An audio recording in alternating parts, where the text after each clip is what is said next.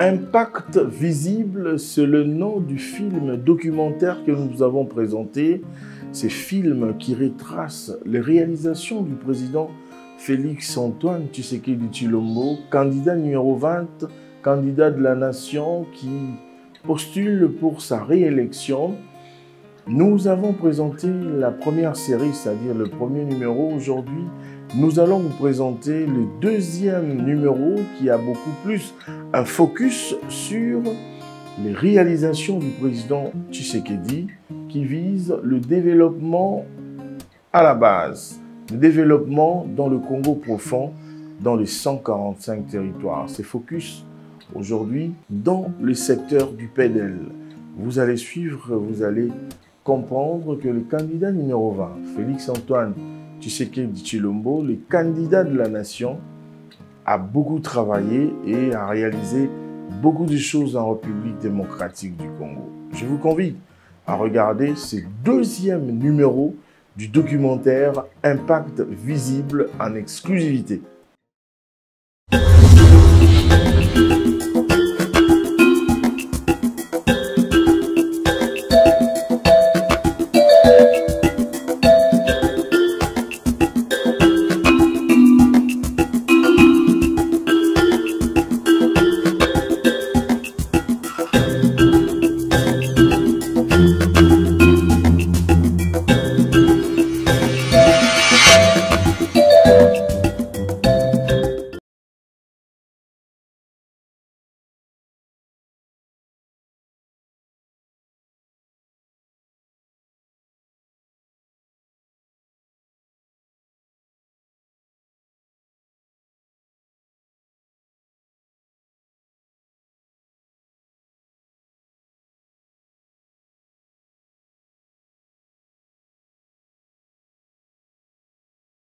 Beau, réellement riche et réellement grand à l'image de son étendue et de toutes les richesses dont il régorge dans son sol et dans son sous-sol. Un don béni des dieux.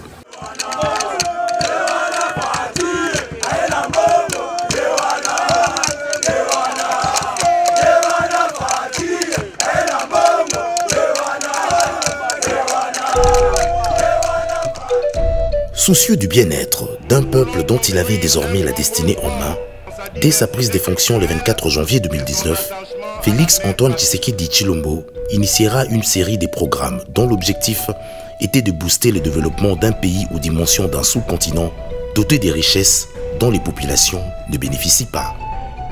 Il fallait donc une autre manière de diriger, de gérer et de communiquer, de nouveaux paradigmes et un nouveau narratif.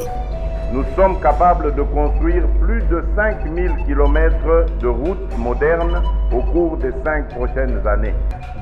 Dès le 2 mars 2019, soit 36 jours après son investiture, Félix Tshisekedi procédera au lancement d'un plan d'urgence dénommé Programme des 100 jours du président de la République, basé sur la sélection et la réalisation de projets non exécutés par le gouvernement précédent. Ambitieux, ce programme de 480 millions de dollars américains avait comme principal objectif la relance de l'éducation et de la santé, la construction et la modernisation des infrastructures, l'amélioration des conditions de vie des citoyens, le développement des industries, des nouvelles technologies et de la recherche scientifique. Mais ces programmes, conçus et appliqués dans un contexte difficile de cohabitation après l'alternance, connaîtra des fortunes diverses. À son actif, il faut reconnaître la construction et la réhabilitation de logements sociaux, des écoles, des hôpitaux, de routes, de ports et des ponts restés longtemps abandonnés. Les résultats les plus probants du programme des 100 jours restent la dotation de la ville de Kinshasa en saut de mouton qui ont le mérite de fluidifier la circulation sur les grandes artères de la ville, sans oublier la réhabilitation de certaines infrastructures dans la capitale et dans certaines provinces du pays.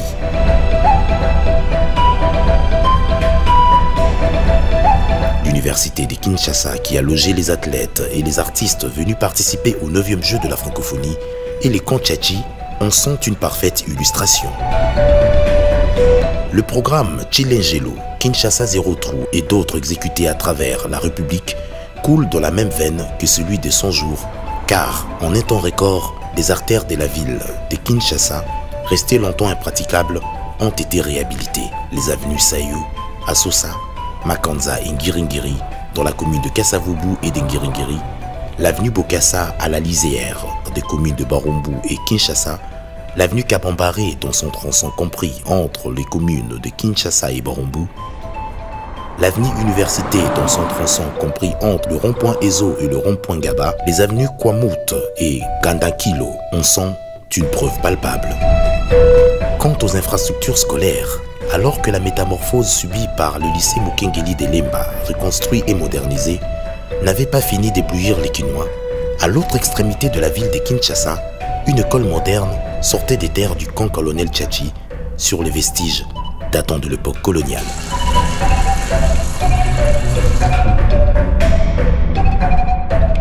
Focalisé essentiellement sur le désenclavement du pays, dont des ponts entiers sont restés déconnectés les uns des autres, la construction de la route Elinguessa Bypass, longue de 9 km, est venue mettre fin à une situation qui, durant de nombreuses années, soumettait les automobilistes à de longs détours, de sorte qu'on ne pouvait pas atteindre directement la commune de Mongafula en partant de la commune de Ngiringiri, qu'il fallait obligatoirement passer par l'avenue de l'université pour aller au rond-point Gaba, ou emprunter l'avenue de la Libération en passant par la commune de Selembao pour atteindre l'Upen avec tous les désagréments des embouteillages.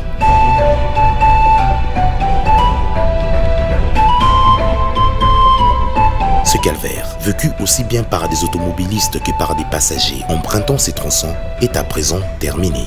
Aujourd'hui, on peut partir de la commune de Ngiringiri et arriver au quartier Rigini, atteindre l'université de Kinshasa et la commune de Mongafula en moins de temps que par le passé. Partir du quartier Yolo ou d'un coin de la commune de Makala, on peut atteindre la commune de Lemba en passant par la foire internationale de Kinshasa sans faire les détours par l'avenue Kianza dans la commune de Gaba. Quant aux habitants de communes de Kintambo, Bandolungwa, Selembao et Bumbu, ils n'ont plus rien envié à ceux de communes de Kalamu, Makala, Ngaba, Mongafula, car désormais ils partiront du camp Luka, passeront par les communes de Lemba et de Matete, arriveront à Njili, Massina et Kimbonseke sans beaucoup de détours. À l'instar de nombreux coins de la capitale, leurs communes sont en plein désenclavement. Mais cela ne suffit pas, car aux grands mots, de grands remèdes.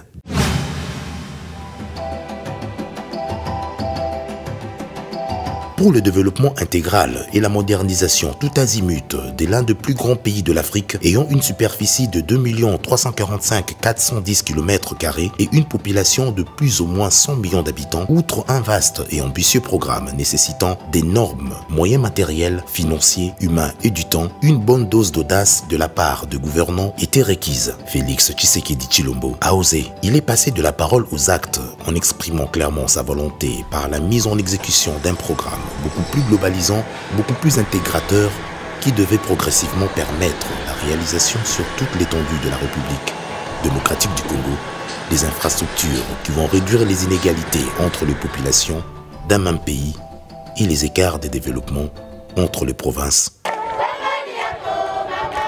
Le PDL est un programme initié par le chef de l'État en réponse aux préoccupations exprimées par les différentes couches de population à travers le pays.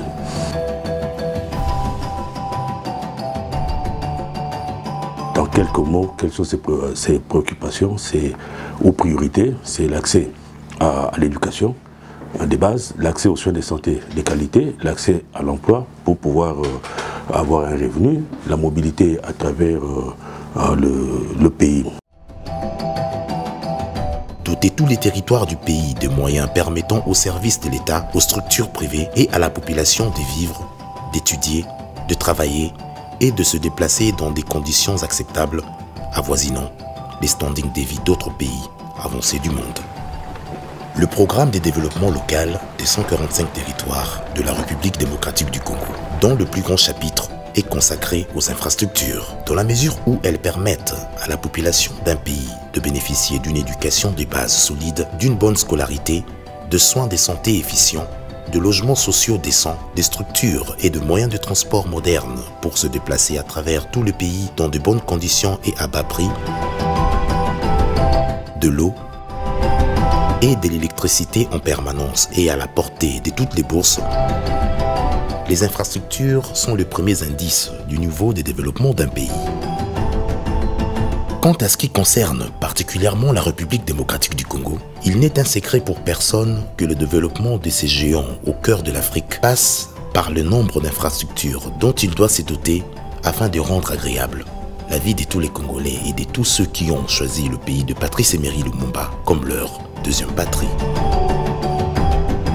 À partir du moment où les forces vives du pays s'étaient accordées de placer au tout premier plan de leurs priorités le développement du pays, tout l'espace de la République démocratique du Congo ne devenait qu'un vaste chantier où résonnaient des coups de pelle, de marteau et de pelleteuses dans le seul but de placer le pays sur l'orbite de l'émergence. De Kinshasa à Mobai Bongo, en passant par Beni, Bomongo, Libenge, Gemena, Bujimaï, Kananga, Chikapa, Mbandaka, Kisangani, Isiro, Lubumbashi, Likasi, Kolwezi, Kenge, Kwango, Feshi, Popokabaka, Kasongolunda, Bulungu, Matadi, Inongo, Mwanda, Boma, Lukula, Sekebanza, Masimanimba, Bukavu, Goma. Des infrastructures sont en train d'être réhabilitées, construites et reconstruites. Aucun coin du pays n'est oublié, aucun recoin n'est laissé sur les carreaux. Tout le pays est concerné par les 12 travaux d'Hercule qui s'y effectuent. Certes, le travail est immense, mais il n'y a pas de choix et d'autre alternative à cette situation que de tenir le taureau par les cornes et livrer la plus grande bataille que notre pays n'a jamais livrée pour son développement et sa survie. Pour doter la République démocratique du Congo des infrastructures dignes de ce nom, les secteurs vitaux de la société congolaise ont été priorisés. En effet, les pays qui ont suivi ce schéma ont produit des fruits qui profitent aujourd'hui à leur peuple et suscitent l'admiration du monde entier. Le travail étant la seule voie qui amène le progrès dans tous les domaines et que la santé et l'éducation étant des béquilles de toute société qui se veut moderne, la République démocratique du Congo a consenti d'énormes sacrifices afin de se doter des infrastructures scolaires et sanitaires de haute facture.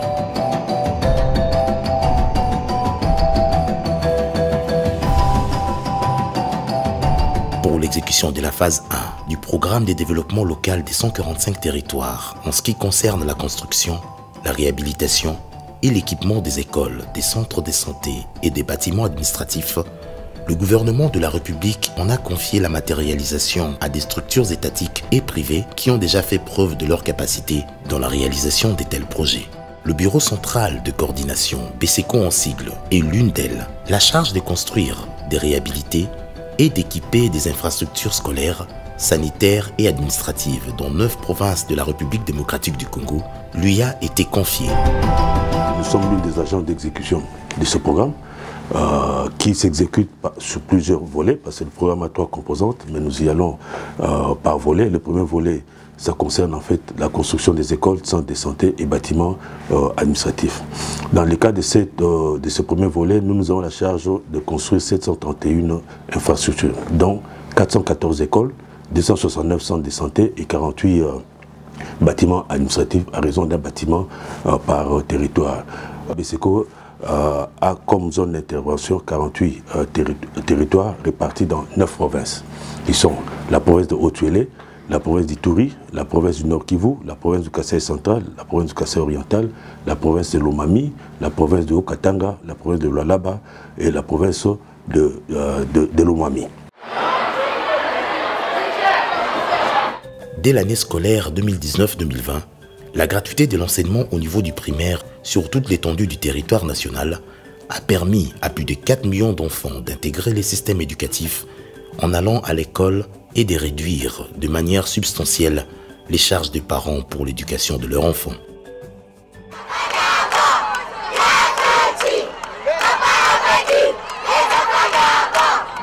Vous y avez droit. Vous avez un beau pays, un pays riche, et vous devez profiter de cette richesse.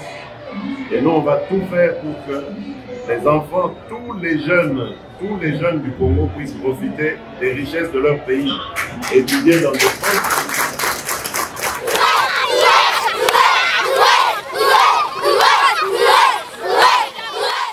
Pour accueillir tous ces enfants qui renouaient avec le chemin de l'école et leur permettre d'étudier dans les meilleures conditions, Des écoles ont été construites et sont en train d'être construites dans les 145 territoires que compte la République démocratique du Congo pour atténuer le taux d'analphabétisme de jeunes en âge de scolarisation afin que l'éducation joue réellement son rôle de moteur de développement de notre pays. Sur base de notre stratégie que nous avons mis en place, nous travaillons avec des acteurs qui sont les agences locales d'exécution, qui sont exclusivement les ONG, et les petites et moyennes entreprises. Les agences locales d'exécution se sont vues octroyer la construction de 313 infrastructures, dont 189 écoles et 124 centres de santé. Par contre, les PME ont la charge de construire 418 infrastructures, dont 225 écoles, 145 centres de santé et 48 bâtiments.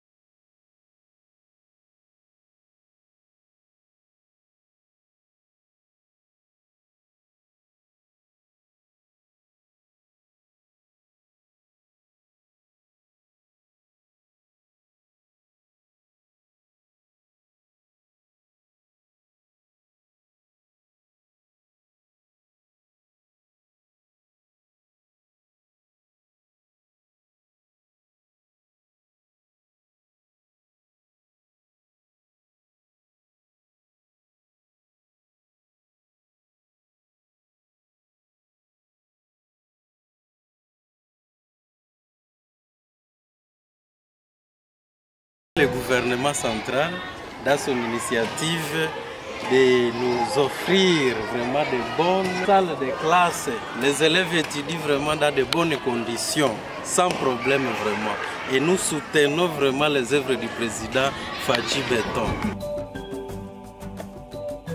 C'est avec un sentiment de gratitude que nous avons reçu ces jolis bâtiments construits par le gouvernement central.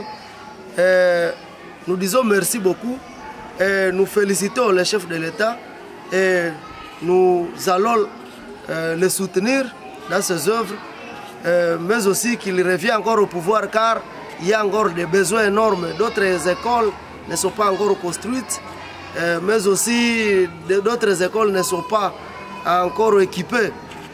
Comme nous avons déjà un bâtiment à béton, nous espérons que nous aurons aussi l'éducation à béton aussi. Comment est le numéro 1?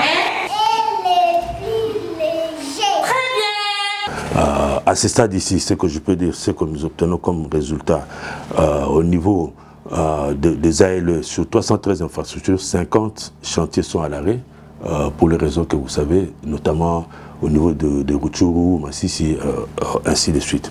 Alors sur les 263 ouvrages restants, nous avons déjà réceptionné à ce jour 175 ouvrages, dont 99 écoles et 76 centres de santé. Quant à la santé, la crise sanitaire majeure que le monde a connue sous le nom du coronavirus a démontré la vulnérabilité des systèmes sanitaires de la plupart des pays du monde en général et de la République démocratique du Congo en particulier, où la plupart des institutions hospitalières qui la composent datent de l'époque coloniale et ne répondent plus aux normes des hôpitaux modernes. Faisant de la santé l'une de ses priorités, le président de la République Félix Antoine Tshisekedi Tshilombo s'était préoccupé dès sa prise de fonctions par le système de santé universel afin de faire bénéficier à tous les Congolais les meilleurs soins de santé possibles. C'est ainsi que malgré la conjoncture économique difficile, à côté des légendaires institutions hospitalières que le gouvernement de la République a décidé de reconstruire, à l'instar de l'hôpital général de référence de Kinshasa, qui renaît de ses cendres, s'imposant à notre vue comme l'une des meilleures institutions hospitalières de l'Afrique centrale, ultra moderne et suroccupée, contrastant avec les ruines des bâtiments, qui ont abrité pendant des décennies ces services.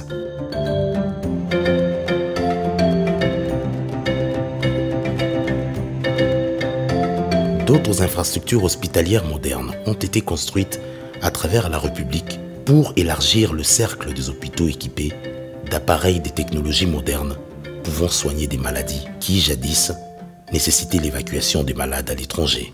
C'est ainsi que dans le cadre du programme de développement local des 145 territoires, le gouvernement de la République a construit, par le truchement du Bureau central de coordination, 269 centres de santé dans les 9 provinces lui attribuées, dans les proportions ci-après. Province du Haut-Katanga, 29 centres de santé, dont 18 par les agences locales d'exécution et 21 par les petites et moyennes entreprises. Province du Haut-Lomami, 30 centres de santé, dont 13 par les agences locales d'exécution et 17 par les petites et moyennes entreprises. Province du Haut-Touélé, 38 centres de santé, dont 18 par les agences locales d'exécution et 20 par les petites et moyennes entreprises. Province de l'Ituri, 38 centres de santé, dont 14 par les agences locales d'exécution et 24 par les petites et moyennes entreprises. Province du Kasaï central, 26 centres de santé, dont 16 par les agences locales d'exécution et 10 par les petites et moyennes entreprises. Province du Kasaï oriental, 30 centres de santé, dont 14 par les agences locales d'exécution et 16 par les petites et moyennes entreprises. Province de l'Omami, 23 centres de santé, dont 9 par les agences locales d'exécution et 14 par les petites et moyennes entreprises.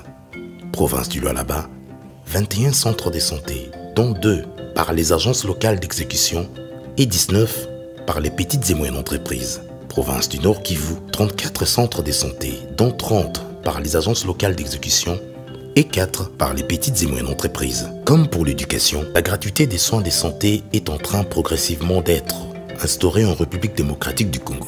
La gratuité de la maternité est déjà effective depuis cette année. Pour abriter les services de l'État dans les provinces issues du découpage territorial, mais aussi pour moderniser les infrastructures de celles construites avant l'accession de notre pays à l'indépendance, la construction des bâtiments administratifs accompagne celle des écoles et des hôpitaux.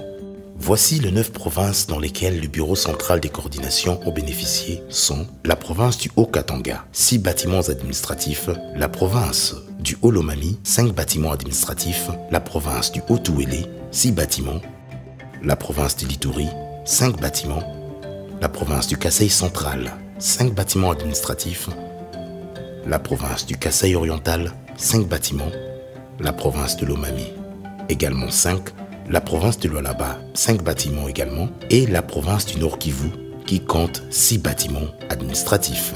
Le PDS, c'est un grand défi. Même si le chef de l'État a inauguré ou réceptionné une infrastructure qu'il a remis aux élèves, pour nous, ça constitue un défi parce que ça montre en fait que nous devons faire travailler davantage pour maintenir la confiance du chef de l'État. Comme on dit, la confiance c'est comme le feu. Si vous ne l'entretenez pas, le feu s'éteint.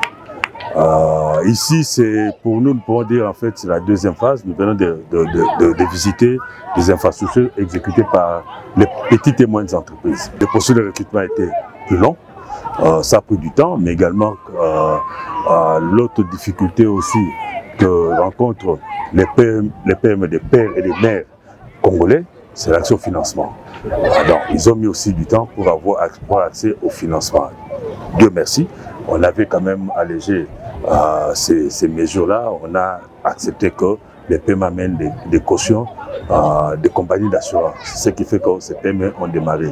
Je vais donner un titre d'exemple. Quand on regarde sur ces chantiers ici, au niveau de Kipushi Centre, où d'un côté on a l'école primaire, de l'autre côté on a les centres de santé. Quand on regarde le cas de l'école primaire, les travaux ont commencé le 15 septembre. Mais voyez vous-même à quel niveau les travaux évoluent. Donc ça signifie qu'il y a aujourd'hui une forte appropriation non seulement de la PME, mais également des populations environnantes. Côté centre de santé, ça fait 3 mois qu'ils ont démarré, mais je pense que d'ici 2 mois, ils pourront finir. Ils ont plusieurs contraintes qu'on ne voit pas sur le terrain. Vous imaginez, nous sommes à Kipushi. Kipushi, territoire, c'est l'un des territoires du Katanga. Le Katanga, c'est une province minière. À Kipushi, il y a des sociétés minières. Vous pouvez imaginer, parfois, il n'y a pas d'eau qui coule dans les robinets. Tout ça, ça retarde aussi les travaux. Il y a aussi des problèmes d'énergie, ainsi de suite. Mais malgré cela, la PME qui est sur le terrain essaie de tout faire pour tenir le délai. Donc ça, que je peux me dire que bon, je ne peux que les encourager.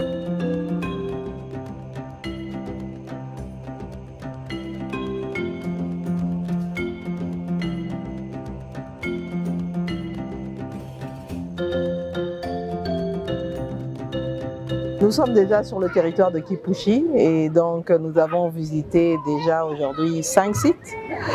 Et bon, c'est vrai qu'il y a eu des retards, mais qui ne sont pas particulièrement dus aux entrepreneurs hein, qui font l'exécution des travaux, mais plutôt à toute la procédure de passation de marché, parce que étant donné que ce sont des entreprises, il y a une procédure qu'il a fallu respecter.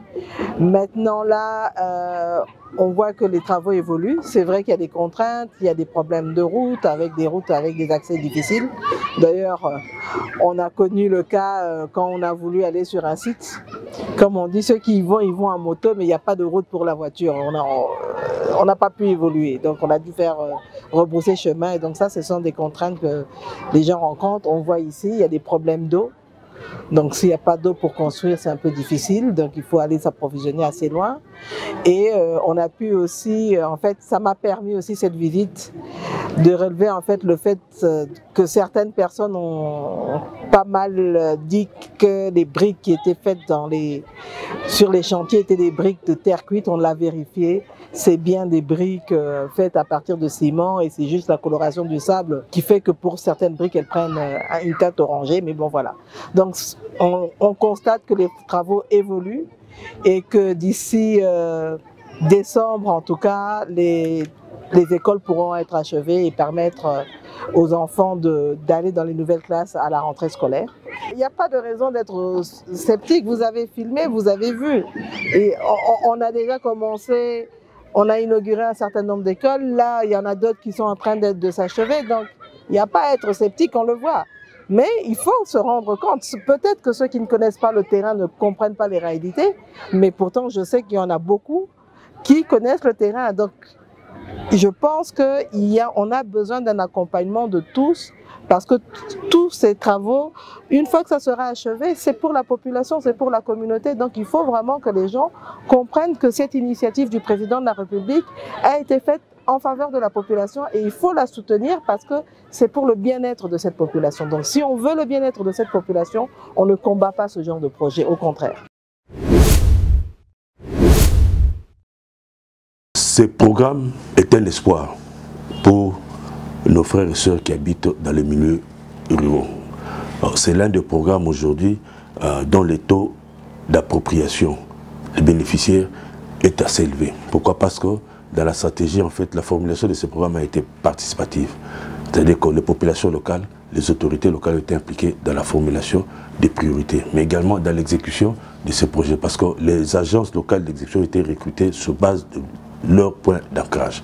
C'est-à-dire qu'une agence qui n'a jamais travaillé à Cabinda ne pourra pas avoir une convention pour exécuter les travaux à Cabinda, ainsi de suite. Donc c'est ce qui fait qu'en fait, les agents locaux d'exécution ont démarré très vite. C'est ainsi que nous sommes en train de réceptionner déjà les ouvrages. Et pour votre information, les écoles réceptionnées, les 99 écoles réceptionnées ont déjà été remises aux bénéficiaires. C'est-à-dire que ces écoles sont aujourd'hui occupées par les élèves.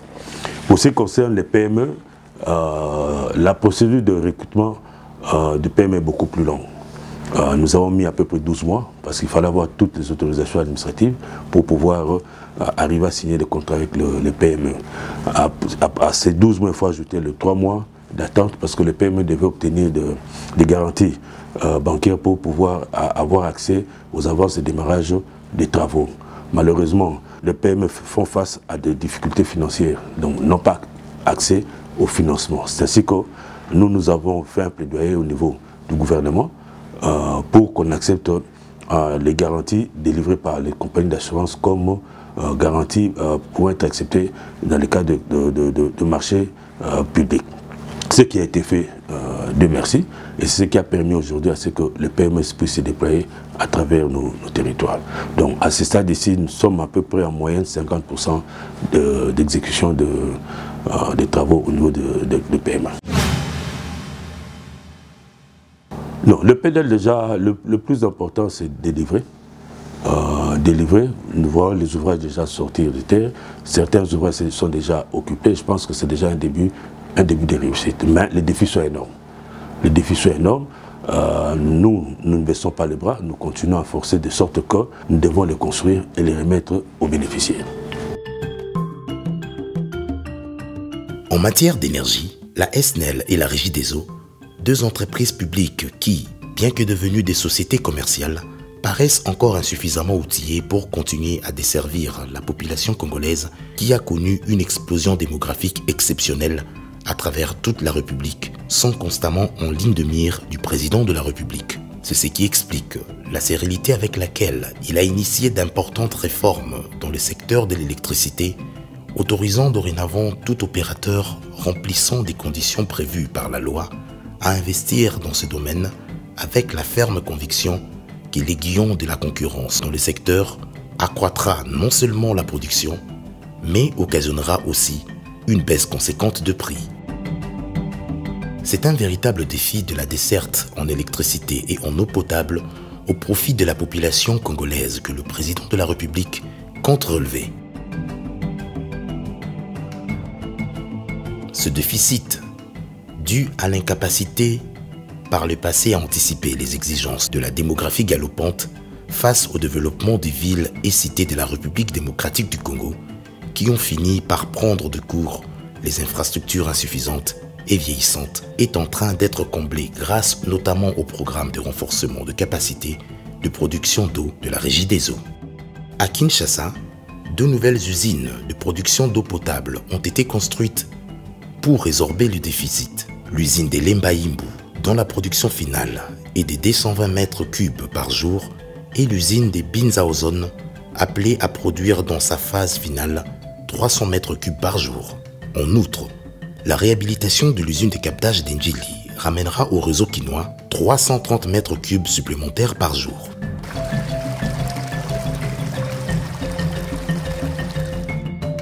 Le dynamisme qui s'observe dans l'amélioration de la production et de la distribution de l'eau potable est encore plus notable dans le domaine de l'électricité où l'application de la loi des libéralisations ne pose aucun problème. Avec l'aboutissement du projet Grand Inga, la République démocratique du Congo reprendra son rôle de leader africain de l'énergie pour le bien-être de toutes ses populations et du continent africain. l'autorité des régulations du secteur de l'électricité et de l'Agence nationale d'électrification et des services énergétiques en milieux ruraux et périurbains sont pleinement opérationnels. L'ARE est en train de veiller à ce que la libération du secteur de l'électricité se déroule normalement, tandis que l'ANSER s'organise pour s'occuper de l'électrification des villages de la République démocratique du Congo, restés longtemps oubliés.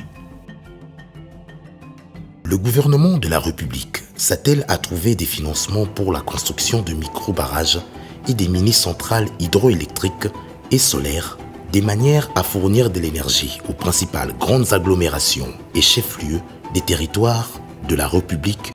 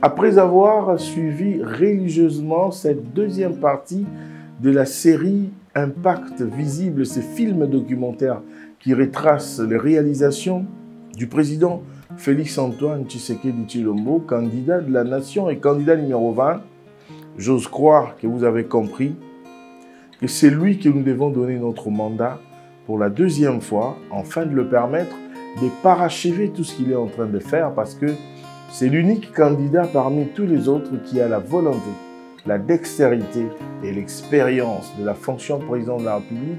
Je vous convie, je vous invite à voter le candidat numéro 20, Félix-Antoine Tshisekedi Tshilombo, pour lui donner un second mandat, afin de lui permettre de parachever tout ce que vous venez de voir. Nous tenons à remercier sincèrement toutes les personnes de près ou de loin qui nous ont aidés à réaliser ces documentaires. Nous vous disons merci à toute l'équipe du magazine RDC Infrastructure et Développement, à toutes les personnes, au directeur Robert Nzouzi Ngoy, et à vous tous. Vous êtes tellement nombreux, on ne saura pas vous citer, mais nous vous disons merci. Allez sur notre chaîne YouTube, vous allez voir le premier numéro du documentaire Impact Visible. Aujourd'hui, c'est le deuxième. Allez consulter cette chaîne YouTube Aimé Mutombo. Vous trouverez la plupart des réalisations en format émission que nous avons réalisées pour vous.